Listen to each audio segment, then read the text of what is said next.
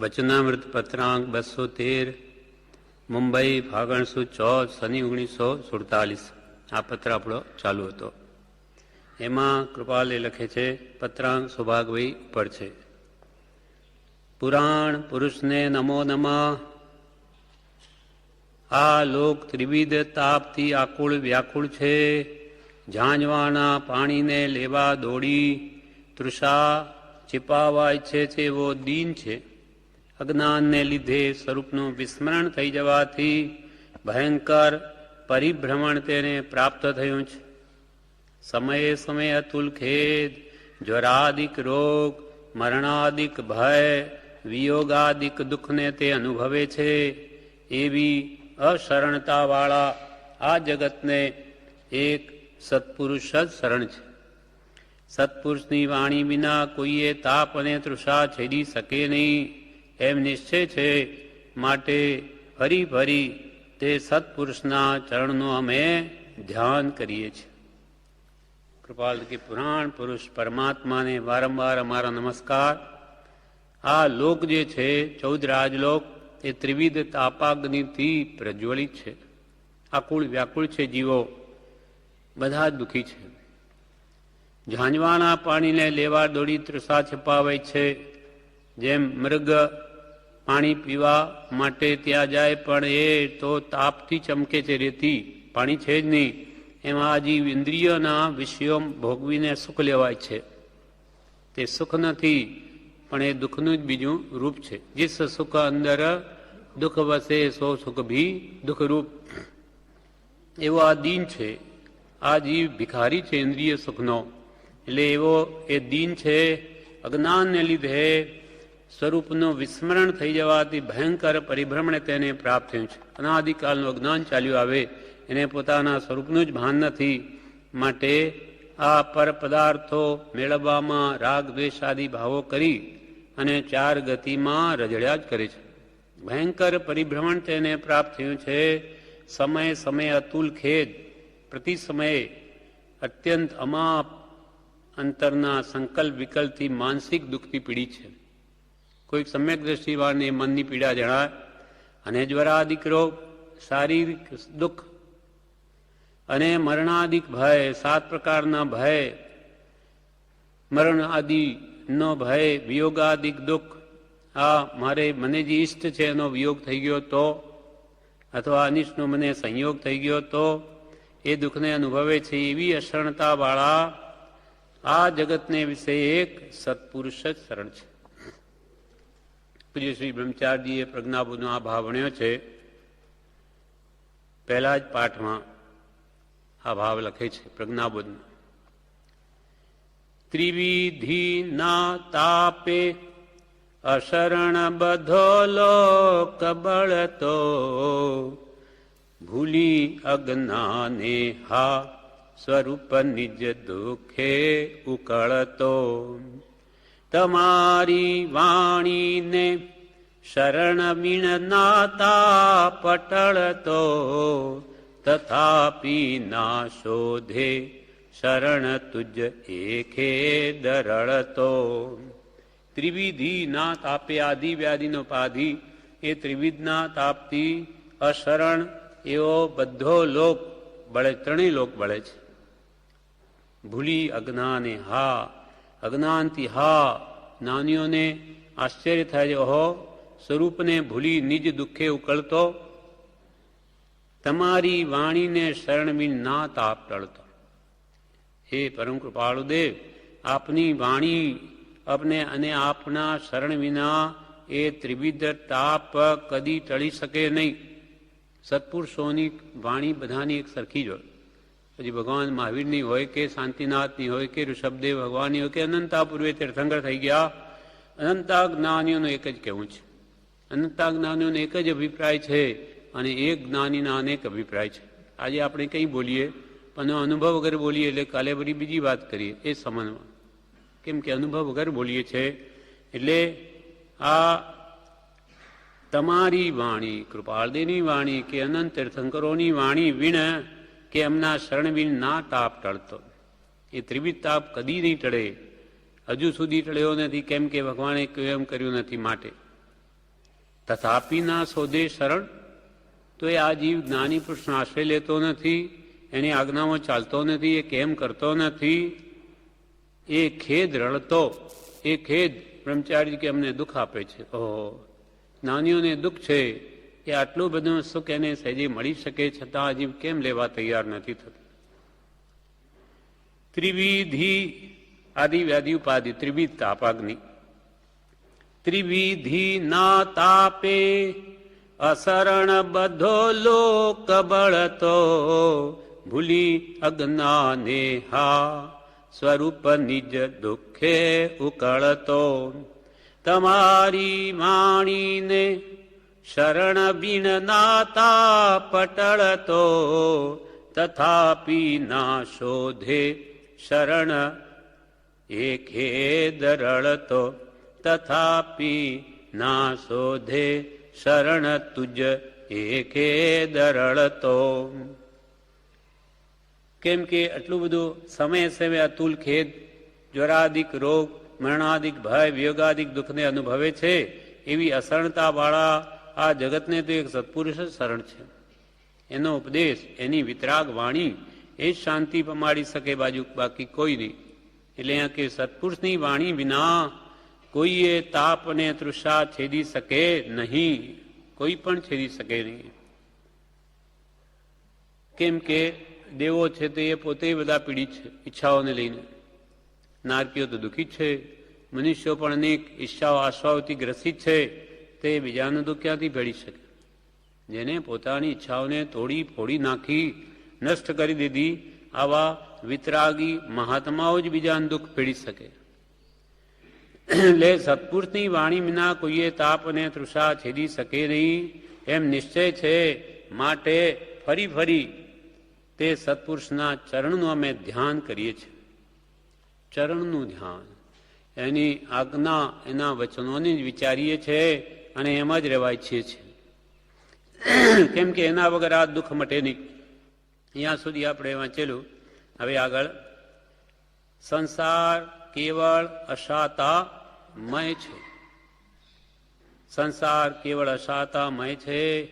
કોઈ પણ પ્રાણીને અલ્પ પણ શાતા છે, તે પણ સત્પુરુષનો જ અનુગ્રહ છે. સંસારમાં મુખ્યત્વે તો અશાતા જ.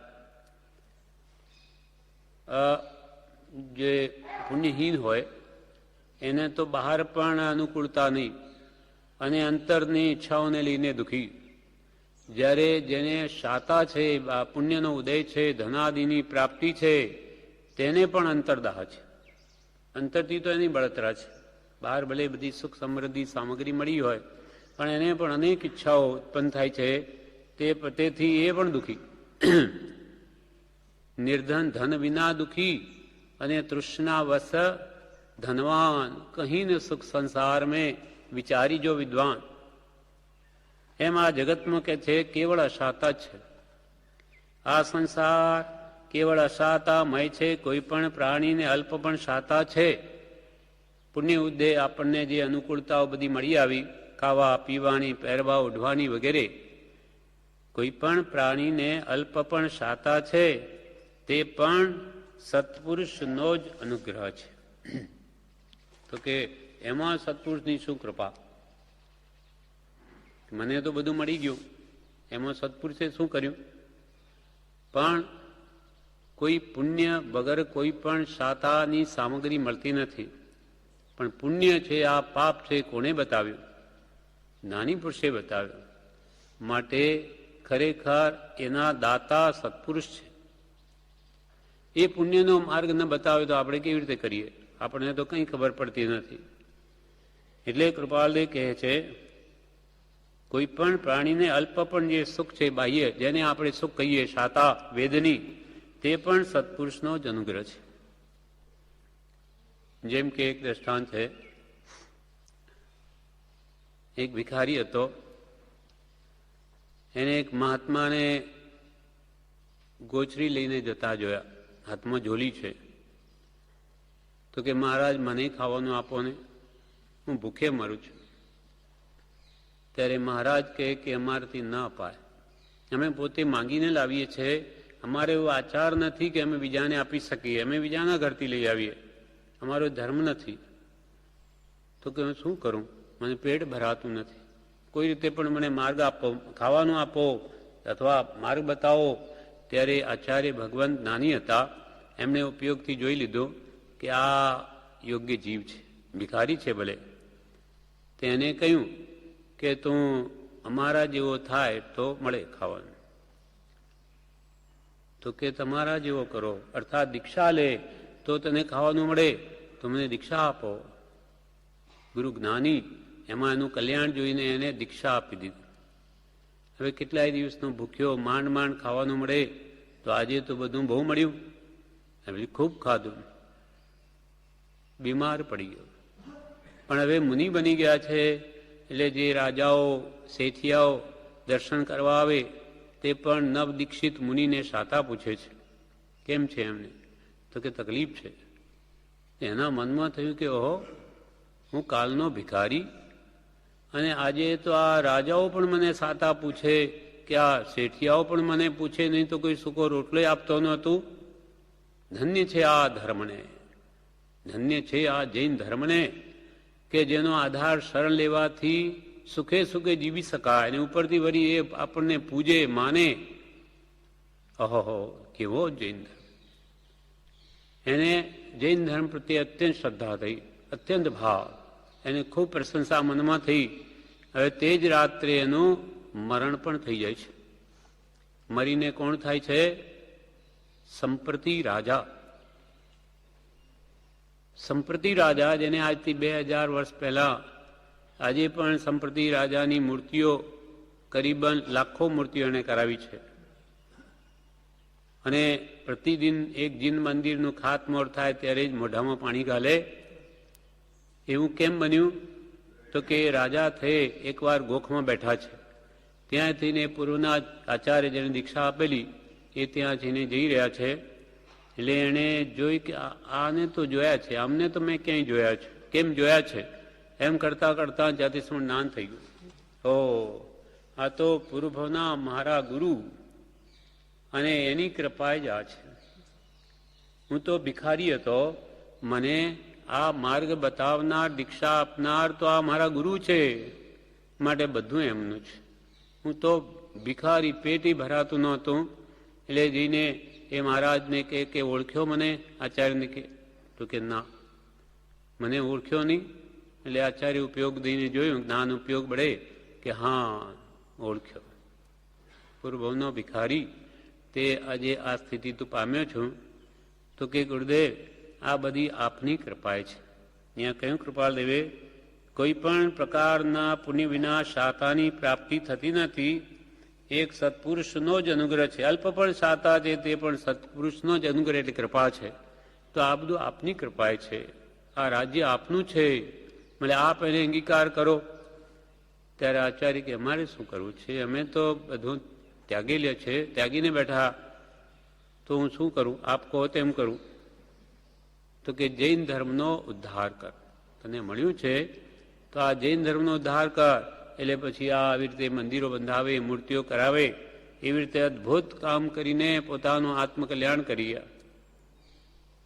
આજે પણ 2000 વર્ષ જૂની સંપ્રતિ રાજાની પ્રતિમા મળે, એની વિશેષતા છે. અમુક આંગળીઓ પાતળી હોય, નખ હોય એમાં, એવું એને લઈને એક શિલ્પ તે ટાઈપનું જે હતું તે આજે પણ ઘણી પ્રતિમાઓ મળે છે એમને. એમ કૃપાલદેવ કહે, કોઈ પણ પ્રાણીને અલ્પ પણ સાતા છે, તે પણ સત્પુરુષનો જ અનુગ્રહ છે. કોઈ પણ પ્રકારના પુણ્ય વિના શાતાની પ્રાપ્તિ થતી નથી. કંઈ પુણ્ય વગર આ બધું મળે છે? પુણ્ય વગર નથી મળતું. કોઈ પણ પ્રકારના પુણ્ય વિના શાતાની પ્રાપ્તિ થતી નથી, અને એ પુણ્ય પણ સત્પુરુષના ઉપદેશ વિના કોઈએ જાણ્યું નથી. સત્પુરુષના ઉપદેશ વિના કોણ જાણી શકે કે આ પુણ્ય છે કે પાપ છે? એવું એક બીજું દ્રષ્ટાંત છે. ભગવાન ઋષભદેવ, એમના આગલા ભાવની વાત છે. ત્યારે તે વજ્રજંગ નામના રાજા છે, અને શ્રીમતી નામની એમની રાણી છે. તે જંગલમાં ત્યાં ચારણ મુનિઓને ત્યાં મુનિઓને જુએ છે ત્યાં એ દાન આપે, એમને આહાર પાણી કરાવે છે દિગંબર મુનિઓને. તો ત્યાં એક સિંહ, એક ભૂંડ, એક વાંદરો અને એક નોળિયો એ પણ ત્યાં ફરતા ફરતા આવીને ત્યાં બેસી રહે છે. એમના પ્રભાવે બેરભાવ ભૂલી જાય છે અને એ બધું જોયા કરે છે કે શું થઈ રહ્યું. તો એમને પણ અંદરમાં એ અનુમોદન કરે છે કે આ રાજા બહુ જ સારું કરે છે, બહુ સારું કરે છે. એ ચારેય એ ભલે ને જાનવર છે પણ આત્મા તો છે, મન તો છે, મન સહી છે. એટલે ખૂબ અનુમોદના કરી એ વજ્રજંગ રાજાની ના દાનની. હવે વજ્રજંગ રાજા કોણ છે?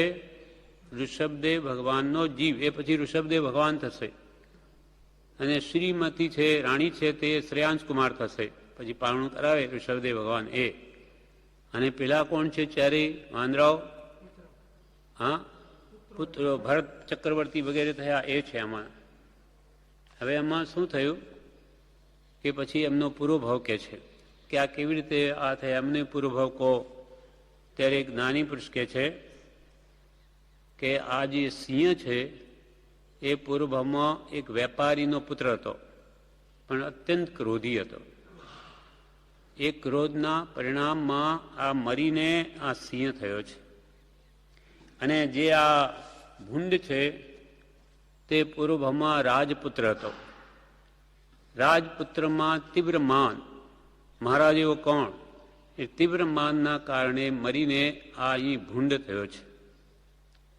અને ત્રીજો જે આ વાંદરો હતો તેને તે વણિક પુત્ર હતો, વાણિયાનો પુત્ર. એ પણ તો એને કયા કારણે આ વાંદરાનો અવતાર આવ્યો? તો કે પૂર્વભાવમાં એને માયા કપટ બહુ કર્યું. માયા વાણિયાનો પુત્ર એટલે બીજાને ઠગવાપણું વગેરે કરી માયા કરવાથી એ વાંદરો થયો છે. અને ચોથો નોળિયો કેમ થયો? તો કે પૂર્વભાવમાં હલવાઈ હતો, મીઠાઈ વેચે, પણ અત્યંત લોભી. એના કારણે મરીને નોળિયો થયો છે. પછી ભરત બાહુબલી કે બ્રાહ્મી સુંદરી કે એ જ અવતાર કંઈ પામે છે. એમ આ બધું આ ઉપદેશ કોણે આપ્યો? એ જ્ઞાનીએ. પછી એ જાતિસ્મરણ જ્ઞાન થાય છે બધાને, ને એ બધા પણ વ્રતો લે છે. એમ નાની પુરુષના ઉપદેશથી જ સાચા માર્ગે ચઢે છે ને થતાં પછીથી જે જે ભવો થાય છે એમાં એ જીવો સાથેના સાથે જ રહે છે, દેવલોકમાં વગેરે. એટલે કૃપાલુ કે છે અને એ પુણ્ય પણ સત્પુરુષના ઉપદેશ વિના કોઈએ જાણ્યું નથી. ઘણે કાળે ઉપદેશેલું તે પુણ્ય રૂઢીને આધીન થઈ પ્રવર્તે છે. કે આ તો ચોપડામાં પુણ્ય પાપની વાત કહી છે, નાનીએ ક્યાં કહી?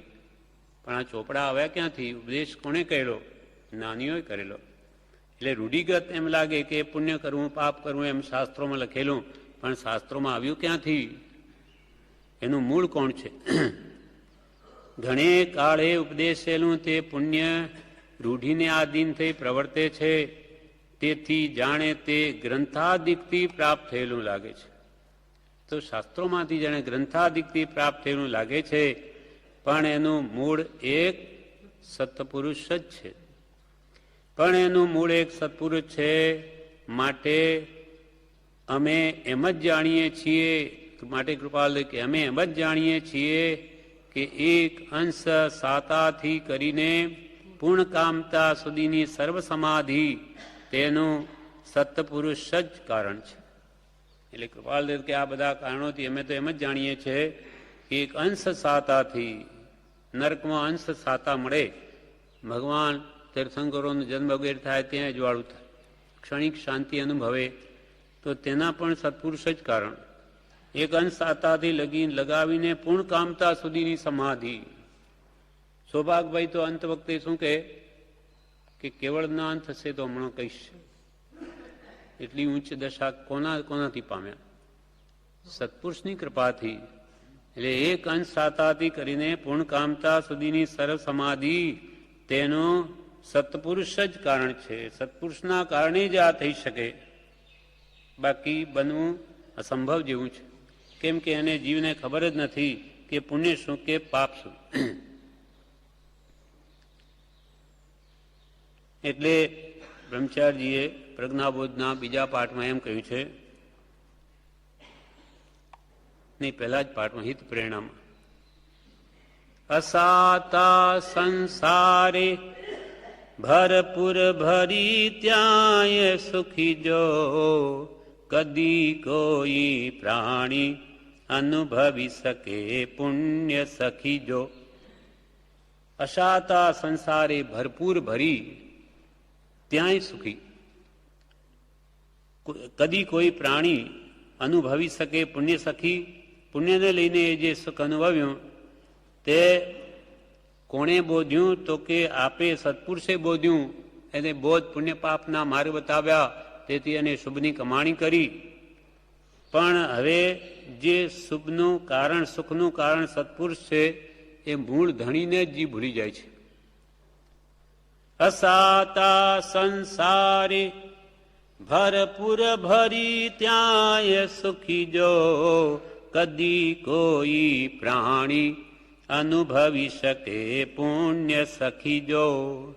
તમે બોધેલું તે અનુસરી કમાણી, શુભતણી કરીને પામ્યો છે, સુખ પણ ભૂલે છે મૂળ ધણી. તમે બોધેલું જે પુણ્ય તે અનુસરીને શુભની કમાણી જીવે કરી, પણ એના ફળમાં સુખ પામ્યો, પણ ભૂલે છે મૂળ ધણી. કે આ સુખનું કારણ મૂળ કોણ છે? સત્પુરુષ છે, એને ભૂલી જાય છે.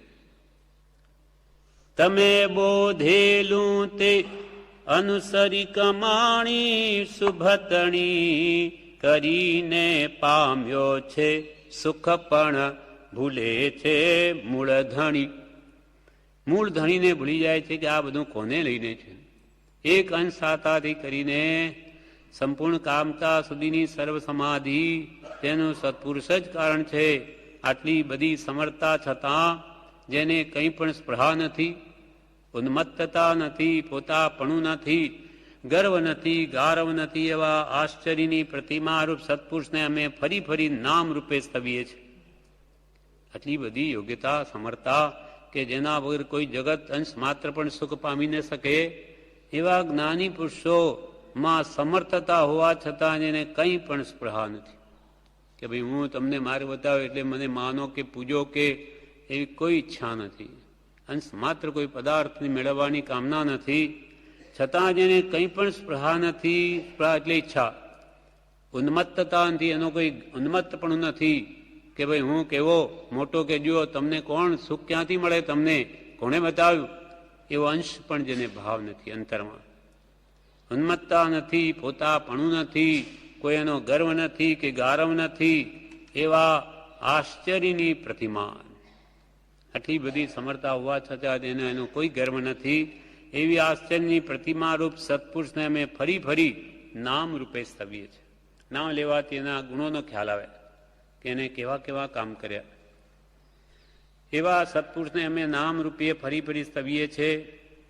વળી કેટલું સત્પુરુષનું મહાત્મ્ય છે તે કહે છે, ત્રિલોકના નાથ વશ થયા છે જેને, એવા છતાં પણ એવી કોઈ અટપટી દશાથી વર્તે છે કે જેનો સામાન્ય મનુષ્યને ઓળખાણ થવું દુર્લભ છે. એવા સત્પુરુષને અમે ફરી ફરી સ્તવીએ છીએ.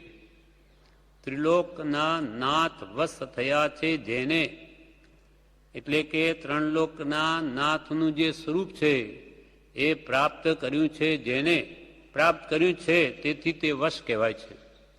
ત્રિલોકના નાથે જે સ્વરૂપ પ્રાપ્ત કર્યું એમને પણ કર્યું છે.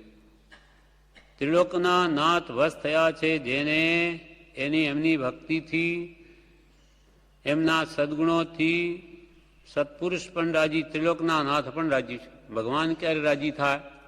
આપણા અંદર ઉત્તમ પ્રકારનો ત્યાગ, વૈરાગ, ઉપશમ ભક્તિ જોઈએ તો ત્રિલોકના નાથ પણ સત્પુરુષોની અદભુત દશાથી વશ થયેલા છે. એવા છતાં પણ એવી કોઈ અટપટી દશાથી વર્તે છે. સત્પુરુષે ત્રિલોકના નાથનો શુદ્ધ સહજાત્મ સ્વરૂપનું વેદન કર્યું છે, છતાં એવી કોઈ અટપટી દશાથી વર્તે છે. એમને વર્તવું નથી, પણ જે ઉદ્યાધીન વર્તન છે, એમને આ કરવું તે કરવું એવો કંઈ ભાવ જ નથી. જે પ્રકારના કર્મના ઉદય આવે તે પ્રમાણે વર્તે છે. એટલે કૃપાલ એમને એવું ઉદય છે એટલે બાહ્ય વેશમાં વણિક વેપારી, અંતરંગમાં વિતરાગ મુનિ, અંતરમાં મુનિ દશા અને બાહ્ય વણિક વેપારીનો વેશ. હવે કેવી રીતે ઓળખાણ થાય? આ અટપટી દશા છે, સામાન્ય માણસ નહીં ઓળખી શકે. જેને ત્રિલોકના નાથ વશ થયા છે, જેને એવા છતાં પણ એવી કોઈ અટપટી દશાથી વર્તે છે કે જેનો સામાન્ય મનુષ્યને ઓળખાણ થવું દુર્લભ છે. સામાન્ય મનુષ્યને, જેમ કે ભરત ચક્રવર્તી અવધિજ્ઞાની છે, ચક્રવર્તી છે, 6 ખંડનું રાજ ચલાવે, અંતરમાં અવધિજ્ઞાની. પણ વણિકને થયું કે આ ક્યાં જશે મરીને, કઈ નરકમાં જશે.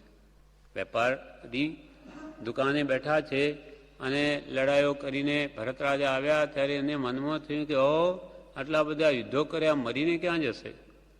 પણ એ તો અવધિજ્ઞાની જાણી લીધું. હવે આવા પુરુષોનું તો બાહ્ય વર્તન જોઈને એને વિચાર કર્યો, પણ એને બોધ આપવા માટે પેલી થાળી એને કે ફાંસીની શિક્ષા કરી કે તું કેમ ઉઠ્યો નહીં, મેં આવ્યા. જાણ્યું કે એનું મૃત્યુ નથી, એને બોધ પમાડવા પછી થાળી ઉપર મુકાવીને જે તું આખા ચોટાઓમાં બધે ફરે તો જ તું જીવી શકે, નહીં તો જો તેલ પડી ગયું ટીપું તો આ નાગી તરવાળે લઈને સાથે ચાલે છે, સૈનિકો માથું કાપી નાખશે. બિચારો ભાઈનો માર્યો. બીજા સજ્જનોએ પણ કહ્યું કે આવી શિક્ષા હોય મહારાજ, એક આપનું સન્માન નહીં કર્યું તો એટલી મોટી શિક્ષા. પણ એમને તો ઉપદેશ આપવો છે, અંતરંગ દશા એને જાણી નથી. એટલે એમ કરીને ફરીને આવીને કે ઓ મહારાજ, આપની કૃપાએ જીવતો રહ્યો તો કે તું એક ભાવ માટે આ 84 ચોટામાં શું થયું એ તને ભાન નથી. કેટલી રચના કરાવી પૂછી તો મને કાંઈ ખબર નથી, અને આ તેલનું ટીપું નહીં પડે, બસ મારી તો ત્યાં લક્ષ હતો. તો તું કે એક ભાવના સુખ માટે તે કેટલી જાગૃતિ રાખી. તો અમારે તો એક ભાવમાં અનંત જન્મ મરણ ટાળવા છે, અને અમે આ ઉપયોગ ચૂકી જઈએ અને આ લડાઈમાં આ રાજ્ય ચલાવવામાં તો અમારી શું દશા થાય. સદા અમે જાગૃત છીએ. એ દશા જ્યારે અંતરંગના ખ્યાલમાં આવે છે ત્યારે એને થયું કે આવા મહાત્માઓ આપણે નહીં કરી શકીએ. એટલે પછી દીક્ષા લે છે અને એ વણિક પણ પોતાનું કામ કાઢે છે. એમ અંતરંગ આત્મદશા જ્ઞાનીઓની ઓળખવી સુલભ જ નથી. જો જ્ઞાનીનું ઓળખાણ સુલભ હોત તો નિર્વાણ પણ સુલભ હોત. ત્રિલોકના નાથ વશ થયા છે, જેને એવા છતાં પણ એવી કોઈ અટપટી દશાથી વર્તે છે કે જેનું સામાન્ય મનુષ્યને ઓળખાણ થવું દુર્લભ છે. એવા સત્પુરુષને અમે ફરી ફરી સ્તવીએ છીએ. એક સમય પણ કેવળ અસંગતાથી રહેવું એ ત્રિલોકને વશ કરવા કરતાં પણ વિકટ કાર્ય છે. તેવા અસંગપણાથી ત્રિકાળ જે રહ્યા છે એવા સત્પુરુષના અંતઃકરણ તે જોઈ અમે પરમ આશ્ચર્ય પામી નમીએ છીએ. એક સમય પણ કેવળ અસંગપણાથી રહેવું, સર્વભાવથી વિરક્ત આત્મ સ્વરૂપમાં રહેવું, એક સમય પણ એ ત્રિલોકને વશ કરવા કરતાં પણ વિકટ કાર્ય છે. ચક્રવર્તી 6 ખંડને જીતે પણ પોતાને મનને વશ નથી કરી શકતા. કૃપાલ દેવ કે આ 10 લાખ સુભટને જીતનાર કંઈક પડ્યા છે, પણ એક મનને જીતનાર તો કે વિરલા જ છે. તેમ એક સમય પણ કેવળ અસંગપણાથી રહેવું એ ત્રિલોક, ત્રણેય લોકને વશ કરવા કરતાં પણ વિકટ કાર્ય છે. તેવા અસંગપણાથી ત્રિકાળ રહ્યા છે. એક સમય દુર્લભ છે એમાં રહેવું, અને એ અસંગપણામાં 3 કાળ રહ્યા છે. એવા સત્પુરુષના અંતઃકરણ મનથી અલિપ્ત જલકમલવત, એવા સત્પુરુષના અંતઃકરણ તે જોઈ અમે પરમ આશ્ચર્ય પામી નમીએ છીએ કે અંતરથી સાવ વિરક્ત. એ જ ભાવ પ્રજ્ઞાબોધમાં બ્રહ્મચાર્ય ભણ્યો છે. વિકટ કાર્ય છે એક સમય પણ કેવળ અસંગ બની ટકવું, ત્રિલોકને વશ કરવા કરતા બધું વિકટ છે સ્થિર થવું. એવા અસંગપણે ત્રિકાળ રહે પુરુષાર્થ વિશેષ ધરી, તે જયવંત મહાત્માઓની ઓળખાણ પડવી અઘરી. તે જયવંત મહાત્માઓની ઓળખાણ પડવી અઘરી. વિકટકારી છે. એક સમય પણ કેવળ અસંગ બનીને રહેવું અને એવી અસંગતામાં ત્રિલોક જે કે ત્રિલોકને પણ વશ કરવા કરતા વિકટકારી છે સ્વરૂપમાં સ્થિર થવું, એવા અસંગપણે ત્રિકાળ રહે પુરુષાર્થ વિશેષ ધરીને એવા જયવંત મહાત્માની ઓળખાણ આ જગતના જીવોને પડવી અઘરી છે. તે જયવંત મહાત્માની ઓળખાણ પડવી અઘરી. કૃપાલદેવ તો પોતે એવી દશા અનુભવે એટલે એમને ખબર છે કે કેટલું વિકટકારી છે. એટલે કે અમે તો બસ પરમ આશ્ચર્ય પામીને નમસ્કાર કરીએ છીએ. એક સમય પણ કેવળ અસંગતાપણાથી રહેવું એ ત્રિલોકને વશ કરવા કરતા પણ વિકટકારી છે. તેવા અસંગપણાથી ત્રિકાળજી રહ્યા છે એવા સત્પુરુષના અંતઃકરણ એટલે હૃદય તે જોઈ અમે પરમ આશ્ચર્ય પામી નમીએ છીએ. એવા સત્પુરુષ એટલે હવે કે છે હે પરમાત્મા, અમે તો એમ જ માનીએ છીએ કે આ કાળમાં પણ જીવનો મોક્ષ હોય, તેમ છતાં જૈન ગ્રંથોમાં ક્વચિત પ્રતિપાદન થયું છે તે પ્રમાણે આ કાળે મોક્ષ ન હોય તો આ ક્ષેત્રે પ્રતિપાદન તું રાખ અને અમને મોક્ષ આપવા કરતાં સત્પુરુષના ચરણનું ધ્યાન કરીએ અને તેની સમીપ જ રહીએ એવો યોગ આપ. હે પરમાત્મા, અમે તો એમ જ માનીએ છીએ કે આ કાળમાં પણ જીવનો મોક્ષ હોય. મિથ્યા દેવારૂપ મોક્ષ તો છે જ.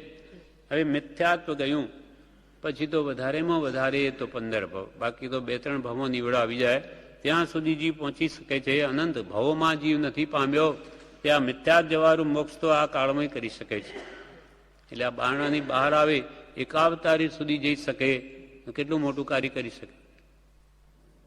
અસંખ્યાતમાં ગાઉ કોઈ દૂર હોય માઇલ અને આવતા આવતા બધો દૂરી કાપીને દરવાજાને બહાર આવીને ઉભો રહ્યો તો હવે એને અંદર આવતા કેટલો ટાઈમ લાગે? પગ ઉપાડે કે અંદર?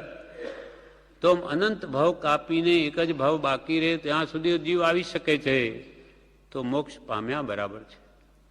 એટલે કે છે હે પરમાત્મા, અમે તો એમ જ માનીએ છીએ કે આ કાળમાં પણ જીવનો મોક્ષ હોય, તેમ છતાં જૈન ગ્રંથોમાં ક્વચિત પ્રતિપાદન થયું કે આ કાળમાં ઋષભનારાયણ સંગળ નથી, એ સીધો મોક્ષ જઈ ન શકે, તો તે પ્રમાણે આ કાળે મોક્ષ ન હોય તો એ ક્ષેત્રે આ પ્રતિપાદન તું રાખ. મહાવીર ક્ષેત્રમાંથી મોક્ષ છે, અહીંયા નથી તો કંઈ નહીં એમ રાખ.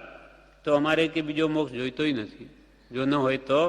પણ અમને મોક્ષ આપવા કરતાં સત્પુરુષના ચરણનું ધ્યાન કરીએ અને તેની સમીપ જ રહીએ એવો યોગ આપ. તો અમારે મોક્ષ જોઈતો પણ નથી, અમે તો સત્પુરુષના ચરણનું ધ્યાન કરીએ, સત્પુરુષના ચરણ કમલમાં રહીએ કે એની આજ્ઞામાં રહીએ, એના વચનોનું ચિંતન કરીએ, બસ એવું મને ધ્યાન આપ.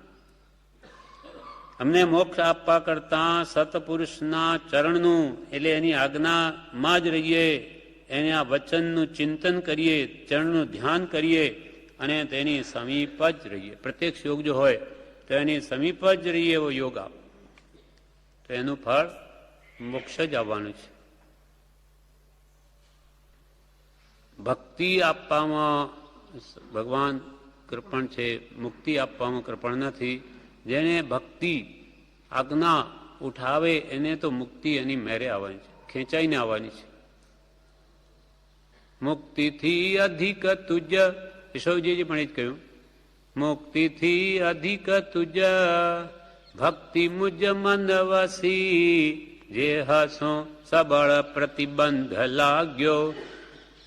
યશોજીજી મહારાજ કહે છે કે મારે મુક્તિ નથી જોઈતી, મારે તારી ભક્તિ જોઈએ છે. એનાથી મને સબળ પ્રતિબંધ થઈ ગયો કે ભક્તિ વગર હું જીવી ન શકું. મુક્તિથી અધિક તુજ ભક્તિ મુજ મન વસી, જે હસું સબળ પ્રતિબંધ લાગ્યો. ચમક પાષાણ જીમ લોહને ખેંચશે, મુક્તિને સહજ તુજ ભક્તિ રાગો. ચમક પાષાણ એટલે લોહ ચુંબક, એ લોડાને એની મેરે ખેંચી લે. તો એવી ભક્તિ મને આવી ગઈ તો મુક્તિ તો એની મેરે ખેંચાઈને આવશે, એ મારે લેવા જવાની જરૂર નથી. તેમ કૃપાલ કે ભલે આ કાળ મોક્ષ નથી અમારે નથી જોઈતો, અમને તો સત્પુરુષના ચરણનું ધ્યાન કરીએ અને તેની સમીપ જ રહીએ એવો યોગ આપ. હે પુરાણ પુરુષ એટલે આદિપુરુષ પરમાત્મા, અમે તારામાં ને સત્પુરુષના કંઈ ભેદ હોય એમ સમજતા નથી. તારા કરતા અમને તો સત્પુરુષ જ વિશેષ લાગે છે, કારણ કે તું પણ તેને આધીન જ રહ્યો છે અને અમે સત્પુરુષને ઓળખ્યા વિના તને ઓળખી શક્યા નહીં. એ જ તારું દુર્ઘટપણું અમને સત્પુરુષ પ્રત્યે પ્રેમ ઉપજાવે છે, કારણ કે તું વશ છતાં પણ તે ઉન્મત્ત નથી અને તારાથી પણ સરળ છે. માટે હવે તું કહે તેમ કરીએ. એ પુરાણ પુરુષ પરમાત્મા, અમે તારામાં ને સત્પુરુષમાં ભેદ હોય એમ સમજતા જ નથી. 158 પત્રમાં કૃપાલદેવે કહ્યું, 237 પાન ઉપર 158માં પત્રમાં કૃપાલદેવ લખે, શ્રીમાન પુરુષોત્તમ શ્રી સદગુરુ અને સંત એ વિશે અમને ભેદ બુદ્ધિ છે જ નહીં. ત્રણેય એક રૂપે જ છે, ત્રણેય સહજાત્મ સ્વરૂપને પામેલા છે. શ્રીમાન પુરુષોત્તમ હરિ પરમાત્મા અને શ્રી સદગુરુ અને સંત એ ત્રણેયમાં અમને ભેદ બુદ્ધિ છે જ નહીં. સહજાત્મ સ્વરૂપને પામેલા છે અને પૂજવા યોગ્ય તો તે સહજાત્મ સ્વરૂપ જ છે. એટલે એ પ્રભુમાં આપણે બોલીએ છીએ, સદગુરુ સંત સ્વરૂપ તુજ. તુજ એટલે ભગવાનને કહે છે, હે ભગવાન, આ સદગુરુને સંત તુજ સ્વરૂપ છે, પણ એ દ્રઢતા કરી દે. મને એ દ્રઢતા નથી. જાણે ભગવાન જુદા, સત્પુરુષ જુદા, સંત જુદા, એવી જે મને અંદર આ ભેદ રહ્યા કરે, ભેદ બુદ્ધિ મારી ભાંગી જાય એવું કર. સદગુરુ સંત સ્વરૂપ તુજ એ દ્રઢતા કરી દે છે.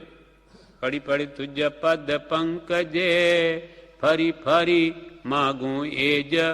શું ફરી ફરી માગે? તો કે સદગુરુ સંત સ્વરૂપ તુજ એ દ્રઢતા કરી દે. જ્યાં સુધી સત્પુરુષને પરમાત્મામાં અંતર ભાસશે ત્યાં સુધી એને સદગુરુનું કહેલું એના જીવનમાં ઉતરશે નહીં. એટલે કૃપાલ કે ત્રણેય અમને તો કે કોઈ ભેદ લાગતો નથી. સ્વરૂપ અપેક્ષાએ એ ફરક છે તે કર્મનો છે. એ કર્મ તો પ્રતિ સમયે એમને પણ એ નાશ પામી જ રહ્યા છે.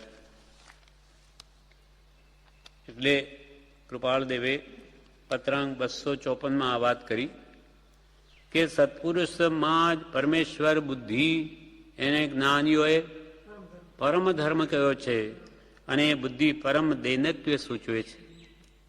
એટલે સત્પુરુષ એ જ પરમેશ્વર છે, પરમાત્મા છે, એવી માન્યતા હોવી બહુ જરૂરી છે. અને એને જ્ઞાનીઓ પરમ ધર્મ કહ્યો છે. પરમ ધર્મ એટલે આત્મ સ્વભાવ પ્રાપ્ત કરવાનો સાચો ઉપાય કયો છે. ભગવાન હવે કહેવા આપશે નહીં અને સત્પુરુષમાં પરમેશ્વર બુદ્ધિ નહીં થઈ તો સત્પુરુષનું કહેલું આપણા જીવનું ઉતરે નહીં. અને ભગવાન તો મોક્ષે પધાર્યા બધા, અહીંયા કોણ આપણને જાગૃત કરે? સત્પુરુષમાં જ પરમેશ્વર બુદ્ધિ અને પરમાત્મ સ્વરૂપ જે સહજાત્મ પામેલા છે. માટે ખાલી નથી અંદર એમ નથી માનવું, છે માટે માનવું છે. એમ જ્ઞાનીઓ એને જ્ઞાનીઓ પરમ ધર્મ કહ્યો છે અને એ બુદ્ધિ પરમ દૈનત્વ પરમ લઘુત્વ ભાવ બતાવે છે, સૂચવે છે.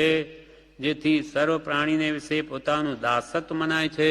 દાસ દાસ હું દાસ છું, આ પ્રભુનો દીન અને પરમ યોગ્યતાની પ્રાપ્તિ હોય છે.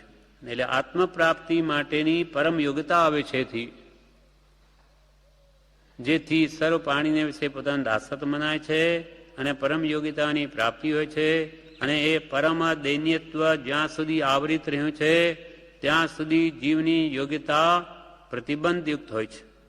એવી લઘુતા જ્યાં સુધી પ્રગટી નથી ત્યાં સુધી એની યોગ્યતા પ્રતિબંધયુક્ત રોકાયેલી છે. એ આગળ નહીં વધી શકે. કેમ કે સત્પુરુષના ઉપદેશ વર્ણ સમજાય ન જીનરૂપ, સમજાવણ ઉપકાર સો સમજે જીન સ્વરૂપ.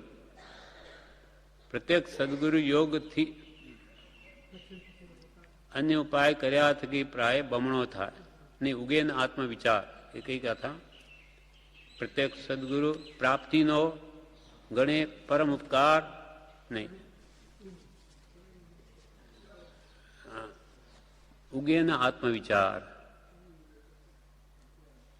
કે ભગવાનના ગુણ ગાયા કરે પણ સત્પુરુષને યાદ ન કરે, એની આજ્ઞા માને તો માને નહીં.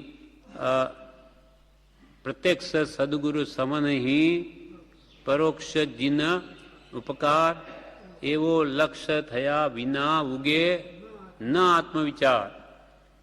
પ્રત્યેક સદગુરુ સમાન મને બીજું કોણ અહીંયા ઉપકારી છે, એ વાત જ્યાં સુધી અંદરમાં ન ઉતરે ત્યાં સુધી આત્મવિચાર જ ન ઉદ્ભવે તો પ્રાપ્તિ ક્યાંથી થાય?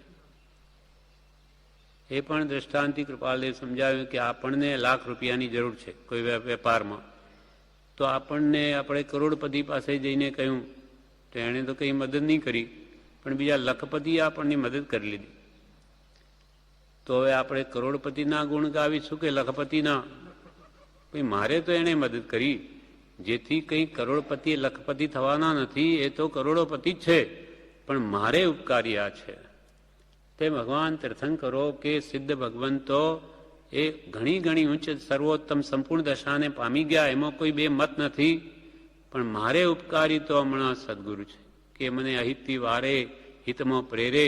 માટે ઉપકારની અપેક્ષાએ સદગુરુ પહેલા, ગુણોની અપેક્ષાએ ભગવાન પહેલા, એ સંપૂર્ણ ગુણને પામેલા. એટલે સર્વજીવ છે સિદ્ધ સમ, પણ જે સમજે તે થાય. સદગુરુ આજ્ઞા જીન દશા નિમિત્ત કારણ, આ બે નિમિત્ત છે. જીન દશાનું લક્ષ્ય રાખો અને સદગુરુ આજ્ઞાએ વર્તવું, તો જ જીન દશા પ્રાપ્ત થાય. પણ ખાલી ભગવાનના ગુણ ગાયા કરે, ભગવાનનું સ્વરૂપ જ ન સમજાય ત્યાં સુધી, સાચા સદગુરુનું સ્વરૂપ નથી સમજાતું, ભગવાનનું ક્યાંથી સમજાય? એટલે હે પરમાત્મા, અમે તો એમ જ માનીએ છીએ કે આ કાળમાં જીવનો મોક્ષ હોય. હે પુરાણ પુરુષ, અમે તારા મને સત્પુરુષમાં કંઈ ભેદ હોય એમ સમજતા નથી. તારા કરતા અમને તો સત્પુરુષ જ વિશેષ લાગે છે, કારણ કે તું પણ તેને જ આધીન રહ્યો છે. જેમ કે નવકારમાં પણ પહેલા નમો રિયંતાણ, પછી નમો સિદ્ધાણ. કેમ?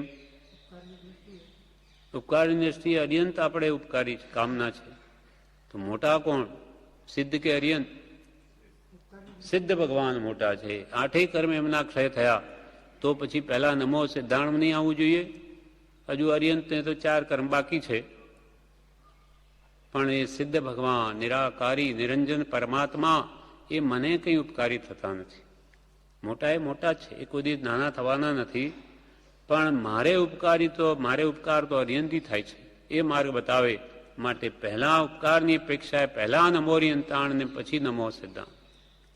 તેવી રીતે આપણે પણ પ્રથમ નમો ગુરુરાજને જેણે આપ્યું જ્ઞાન, નાને વીરને ઓળખ્યા ટળ્યો દેહ અભિમાન.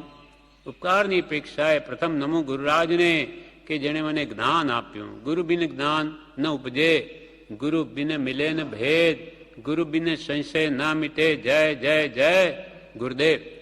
ભગવાન તીર્થંકરો પણ પહેલા જ્ઞાન પામ્યા તે ગુરુથી પામ્યા છે. આજે ભગવાન તીર્થંકર છે, આ ભાવમાં એમના કોઈ ગુરુ હોતા નથી, પણ એમની ત્રીજે ભવે પહેલા એમની ગુરુ હોય છે, ગુરુથી જ જ્ઞાન પામે. એમ જ્ઞાન મેળવે તો પહેલા ગુરુ ઉપકારની દ્રષ્ટિએ એમને સર્વસ પરમાત્મા સ્વરૂપ પ્રાપ્ત થયું, એ જ ગુરુ મનાય. આત્મજ્ઞાન વગર તો ગુરુ પણ છે જ નહીં. એવા આત્મજ્ઞાનીને ગુરુ માને અને એને ઉપકારની દ્રષ્ટિએ સર્વોત્તમ માને તો જ એની વાણી હૃદયમાં ઉતરે.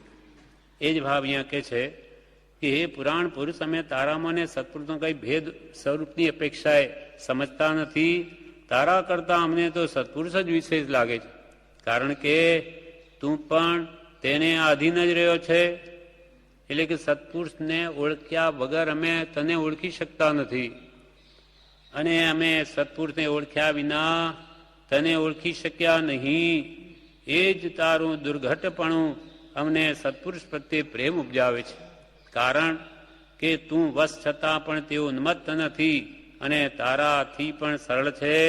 માટે હવે તું કહે તેમ કરીએ. તારું તો દુર્ઘટપણું તને તમે ક્યાં લેવા આવીએ? આપ તો બિરાજમાન થયા મુક્તિમાં, મોક્ષમાં. હવે અમારું કલ્યાણ કોણ કરે? તારું દુર્ઘટપણું અમને સત્પુરુષ પ્રત્યે પ્રેમ ઉપજાવે છે, કે અમને તો સત્પુરુષ માર્ગદર્શન આપે છે, કારણ કે તું વશ છતાં પણ તે ઉન્મત્ત નથી અને તારાથી પણ સરળ છે. એટલે તારા કરતો પણ સદગુરુની પ્રાપ્તિ સરળ છે. ભગવાનને તો આપણે નહીં પામી શકીએ. આજ કોઈ સિદ્ધ શિલામાં જઈને પાછો આવે નહીં. માટે હવે તું કહે તેમ કરીએ. હે નાથ, તારે ખોટું ન લગાડું. આ બધી અલંકારિક ભાષા છે. ભગવાનને ખોટું લાગે ખરા તો ભગવાનને સાના. પણ હે નાથ, તારે ખોટું ન લગાડવું કે અમે તારા કરતા પણ સત્પુરુષને વિશેષ સ્તવીએ છે. જગત આખું તને સ્તવે છે, તો પછી અમે એક તારા સામા બેઠા રહીશું. તેમાં તેમને ક્યાં સ્તવનની આકાંક્ષા છે અને તને ક્યાં ન્યૂનપણું પણ છે? ભગવાનને કહે છે કે હે ભગવાન, આપ ખોટું નહીં લગાડતા કે અમે સત્પુરુષને ભજીએ છે, કેમ કે આખું જગત તને ભજે છે અને અમે કઈ એક તારા સામા બેઠા રહીશું તો તેમને ક્યાં સ્તવનની આકાંક્ષા છે?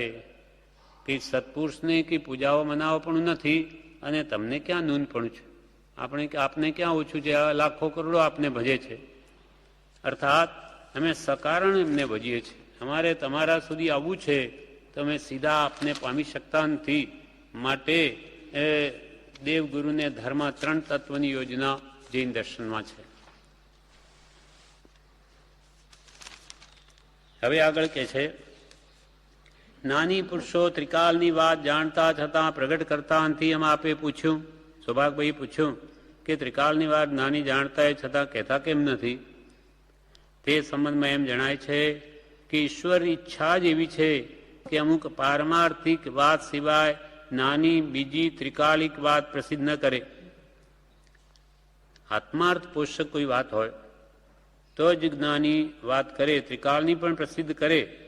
એટલે કોઈના પૂર્વભાવ વગેરેની વાતથી કોઈને લાભ થતો હોય તો કહે પણ ખરા, બાકી જ્ઞાની વાતને કંઈ કહે જ નહીં.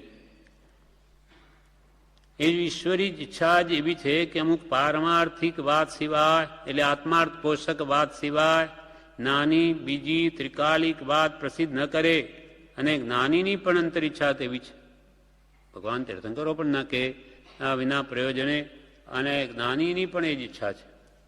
જેની કોઈ પણ પ્રકારની આકાંક્ષા નથી એવા જ્ઞાની પુરુષને કંઈ કર્તવ્ય નહીં હોવાથી જે કંઈ ઉદયમાં આવે તેટલું જ કરે છે. જ્ઞાની પુરુષને તો કોઈ કરવા પણ જ નથી, કરતા ભાવ જ નથી. એ મારા કરવું છે કે ન કરવું, જે કાળે જે ઉદયમાં આવે એમ કરે છે. જ્ઞાની પુરુષને કંઈ કર્તવ્યરૂપ નહીં હોવાથી જે કંઈ ઉદયમાં આવે તેટલું જ કરે છે. કેમ કે જેને કોઈ પણ પ્રકારની આકાંક્ષા નથી. આ જ આપણને જ્ઞાનીને ફરક છે. આપણે કંઈ નહીં કરતા હોય તો અનેક અંતરની ઈચ્છા હોય, આ કરવું છે તે કરવું છે, જેમને કંઈ નથી. એમને તમે એટલો લાભ પણ થઈ જાય તો કોઈ હર્ષ નથી, અને મોટું નુકસાન આવી જાય તો ખેદ નથી. જે કાળે જેમ થવાનું થાય છે, જ્ઞાતા દ્રષ્ટા તરીકે રહે છે.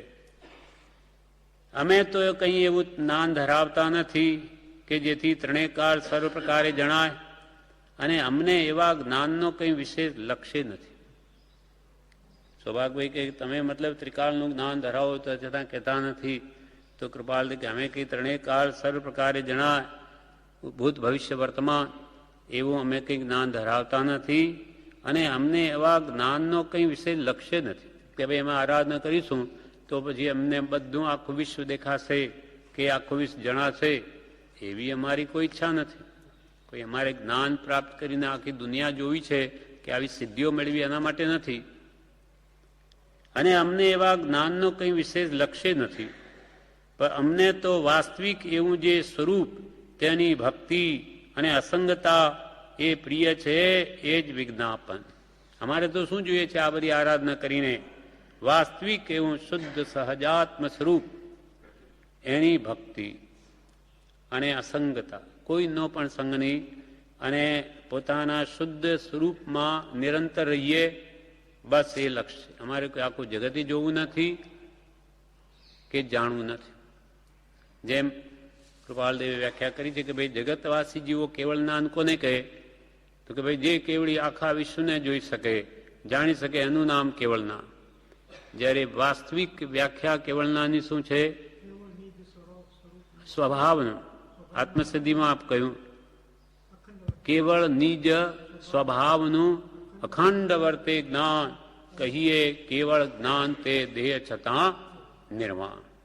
આ જોઈએ છે કૃપાલ પોતાના શુદ્ધ સહજાત્મ સ્વરૂપના સર્વકાળને માટે રમણતા. બાહ્ય અંશ માત્ર પણ ઉપયોગ જાય નહીં, નિરંતર સ્વભાવમાં સ્થિર થઈને રહીએ અને અસંગ થઈએ. અમારે તો એ જોઈએ છે. અમારે કોઈ મોક્ષે જોઈતો નથી. અમારે આ કંઈ જગતને જોવા માટે અમારે નથી આ બધી આરાધના. અમે બધા જ વિકલ્પો ભૂલી જઈ અમે અમારા સ્વરૂપમાં સમાઈ જઈએ કે જ્યાં આનંદ સુખ છે, સ્વભાવમાં જ છે. અમે તો એવું કંઈ જ્ઞાન ધરાવતા નથી કે જેથી ત્રણેય કાળ સર્વ પ્રકારે જણાય, અને અમને એવા જ્ઞાનનો કંઈ વિશેષ લક્ષ્ય નથી. અમને તો વાસ્તવિક યથાર્થ જેમ છે તેમ એવું જે શુદ્ધ સહજાત્મ સ્વરૂપ તેની ભક્તિ તે મેળવવાની ઈચ્છા છે. અને અસંગતા, કોઈનો પણ સંગ અમને પ્રિય નથી. એ જ વિજ્ઞાપન વેદાંત ગ્રંથ પ્રસ્તાવના મોકલાવ્યું હશે, નહીં તો તરત મોકલાવશો. બી આજ્ઞાંકિત વેદાંત ગ્રંથની પ્રસ્તાવના તમે મોકલાવી હશે, નહીં મોકલાવી હોય તો તરત મોકલાવશો. વિનયપૂર્વક આજ્ઞાંકિતના પ્રણામ. આ પ્રમાણે પત્રાંક 213 પૂરો થયો. એનું વિવેચન નથી.